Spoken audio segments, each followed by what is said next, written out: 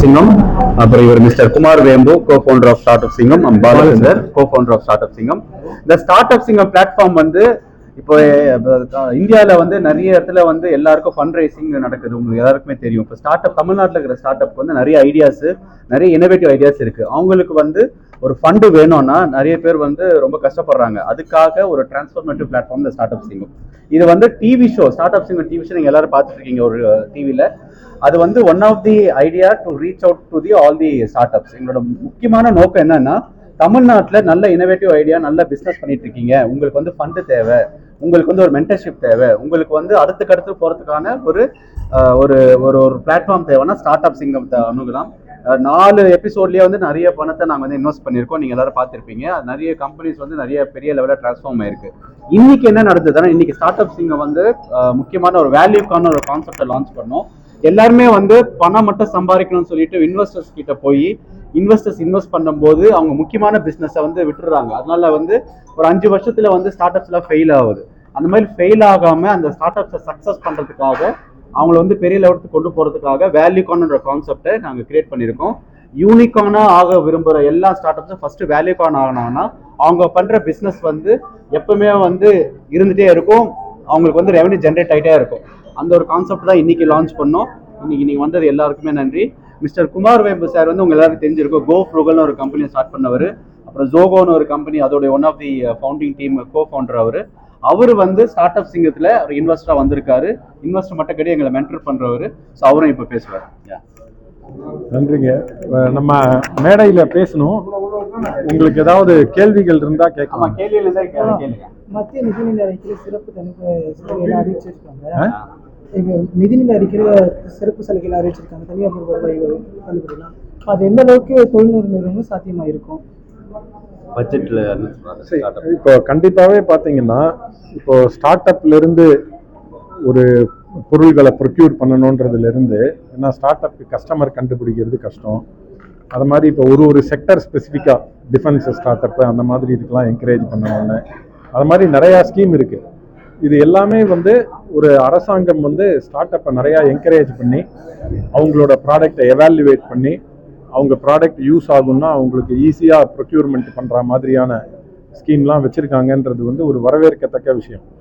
அதனால வந்து நிறையா பேரால் இப்போ சின்ன கம்பெனியாக இருக்கிறதையே அவங்க 3 வருஷம் 5 வருஷம் பேலன்ஸ் ஷீட்டை கொடுக்கணும், மினிமம் டேர்ன் ஓவர் வச்சுக்கணும், இந்த மாதிரி இதெல்லாம் இல்லாமல் ப்ரொக்யூர்மெண்ட் கவர்மெண்ட்டும் ஓரளவுக்கு ரிஸ்க் எடுத்து ப்ரொக்யூர் பண்ணும் அப்படின்றது வந்து ஒரு ரொம்ப நல்ல விஷயம். அது வந்து கண்டிப்பாகவே ஸ்டார்ட் அப்ஸ்க்கு வந்து ஒரு வரப்பிரசாதம் மாதிரி. நிறையா ஸ்டார்ட் அப்போட சக்ஸஸ்க்கு அது ஒரு நல்ல ஒரு சக்ஸஸ்க்கு உறுதுணையாக இருக்கும்.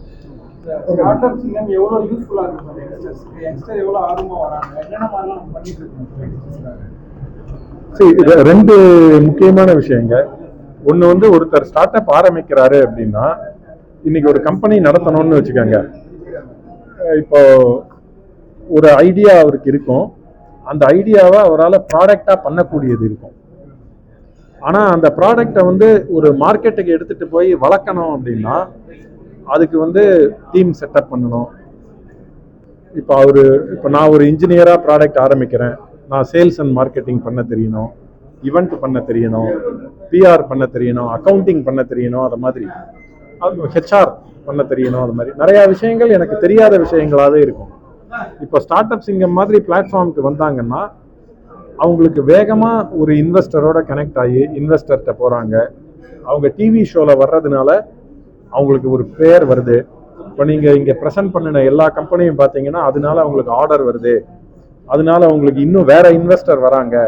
அந்த துறை சார்ந்தவங்க அவங்க கிட்ட வந்து நாங்களும் உங்கள் கம்பெனி ஜேர்னியில் பார்ட்டிசிபேட் பண்ணுறோம், மென்டர் பண்ணுறோம்னு சொல்கிறாங்க. அப்போ ஒரு நல்ல அனுபவம் உள்ள அட்வைசர்ஸ் கிடைக்கிறாங்க. அந்த மாதிரி நிறையா விஷயங்கள் நடக்கிறதுனால ஒரு ஸ்டார்ட் அப் ஃபவுண்டருக்கு இன்னைக்கு பார்த்தீங்கன்னா ஒரு 10 ஸ்டார்ட் அப் ஆரம்பிக்கிறாங்கன்னா அதில் 9 ஸ்டார்ட் அப் ஃபெயில் ஆகுது, உலகத்தோட ஆவரேஜ். அப்போ அதில் 10ல் 2 வந்து இதனால சக்ஸஸ் ஆகும், 2-3 சக்ஸஸ் ஆகும் அப்படின்னாலே நம்மளால 100% 200% வந்து ஸ்டார்ட் அப் சக்ஸஸை அதிகப்படுத்த முடியுது. ஸோ அப்போ ஸ்டார்ட் அப் சிங்கமோட நோக்கமே வந்து ஒரு ஆண்டர்பிரனர் ஒரு நல்ல ப்ராடக்ட் பண்ணுறாரு, அந்த ப்ராடக்ட் ஒரு தேவையான ப்ராடக்ட் அப்படின்னா எப்படி அதோடைய சக்ஸஸ் ரேட்டை அதிகப்படுத்துறது, எப்படி அவர் வந்து கோர் ப்ராடக்ட்ல நிறையா ஃபோக்கஸ் பண்ணுற மாதிரி அவருக்கு முதலீடுலேருந்து வேற தேவையான சர்வீசஸ்லாம் வேகமாக கிடைக்கிறதுக்கு உதவி பண்ணுறது, எப்படி அவர் வந்து இப்போ 10 வருஷத்தில் அடைய வேண்டிய சக்ஸஸை 5 வருஷத்தில் எப்படி கொண்டு வர்றது, அதுதான் நம்மளோட குறிக்கோள். இதுக்கு ஒன்று ஆட் பண்ணணும், ஒரே நிமிஷம் சார். இதுக்கு ஒன்று ஆட் பண்ணணும்னா, எல்லா இளைஞர்கள் இப்போ வந்து வேலை தேடி போகிறோம். நம்ம வந்து இந்த ஒரு ப்ரோக்ராம் மூலியமா வந்து எதுக்கு வேலை தேடணும், நம்மளே ஏன் வேலை உருவாக்கக்கூடாது, ஒரு பிஸ்னஸ் மைண்ட் செட்டை கொண்டு வரோம் அந்த இளைஞர் மத்தியில். ரெண்டாவது வந்து வீட்லயே இப்போ வந்து நான் வந்து பிஸ்னஸ் பண்ண போறேன்னு சொன்னா எல்லாம் பயப்படுறாங்க, இல்லப்பா நல்லா ஒழுங்கா வேலைக்கு போ அப்படின்னு. இப்போ எல்லாரும் வந்து இப்போ இந்த ப்ரோக்ராமை அம்மா பாட்டியில இருந்து குழந்தைங்க இருந்து எல்லாம் வீட்டில் பார்க்கறது இல்லை. ஓ, பிஸ்னஸ்ல இதெல்லாம் இருக்கா, நம்ம பையனும் போகலாம் அப்படின்ற ஒரு மாற்றத்தை உருவாக்குறோம். ஸோ சமுதாயத்தில் நம்ம வந்து முன்னால போனோம்னா நிறைய புது பிஸ்னஸ் வரணும், அதனால நிறைய வேலை வாய்ப்புகள் வரணும். அதுல வந்து இளைஞர்கள் வந்து அவங்க கெரியர் ஆப்ஷனா ஆண்டர்பிரினர்ஷிப்பை ஒரு ஆப்ஷனா நினைக்கணும். ஸோ அந்த ஒரு தாட்ல தான் இது ஸ்டார்ட். ரொம்ப பாலா இருங்க ஒரு நிமிஷம், பாலா சொன்னது ரொம்ப முக்கியம்.